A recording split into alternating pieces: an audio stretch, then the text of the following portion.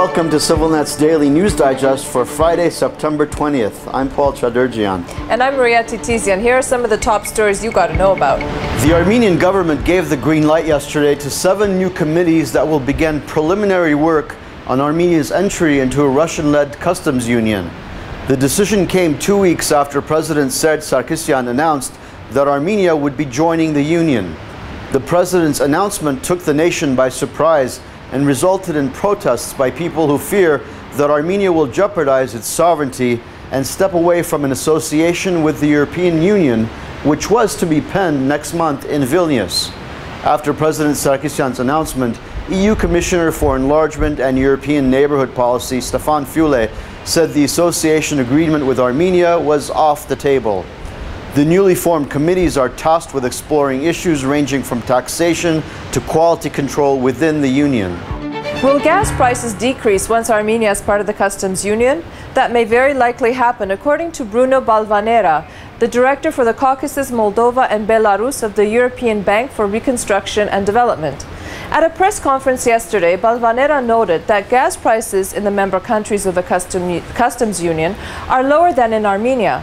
He said, "We know Armenia will reap benefits in terms of gas prices, and that this, quote, will have a positive influence on the economy and inflation." However, the EPRD director for the region said it was too early to know the economic benefits of the union. Activists protesting Armenia's accession into the customs union and other issues like the suspended bus fare hikes are planning a massive protest march on Independence Day tomorrow. Organizers on Facebook are asking all residents to take to the streets from 4 in the afternoon until 11 to reclaim their independence. The march will begin at Liberty Square, head down Northern Avenue to Armenian Street. Then the protesters will continue via Mashtots to Bahramian and back to Liberty Square. A group of activists report that around 2 in the morning on Thursday, a truck hit several cars belonging to activists at the sit-in at City Hall. Some activists say the crash is a scare tactic. Eyewitnesses say the driver told them he hadn't slept for 3 days, but they believe the man crashed his truck into their cars intentionally. The activists say the force of the crash was so strong that the truck pushed several of the parked cars 4 to 5 feet.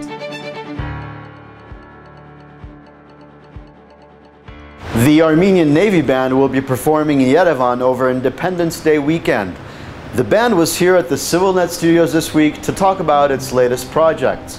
Frontman Arto Tuncboyaciyan and his bandmates will be appearing on Saturday, Sunday and Monday nights at the Mezzo Classic Music Club.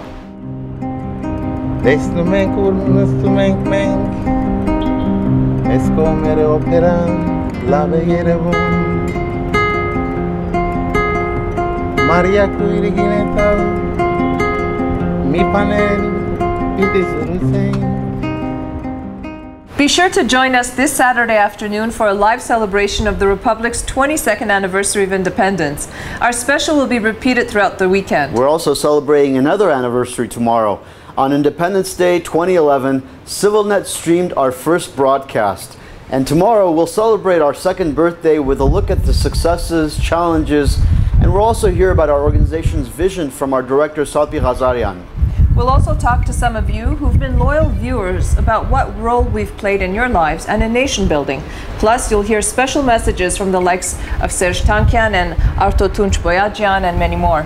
And before we go, we have a couple of comments to share. Eddie Sabathian writes, "I want to thank you for the great effort you and your crew make for all the endeavors to happen. I also look forward to watching all the interviews that are recorded every chance I get." Thank you, Eddie. Vikan Sarkisian writes, "Hello from Montreal.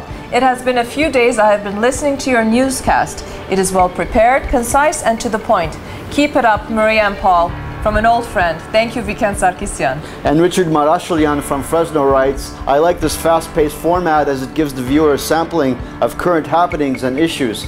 I also like the links on some of the segments to more in-depth interviews." Thank you, Richard. We want to hear from you. Our email address is english@civilnet.am. See you tomorrow.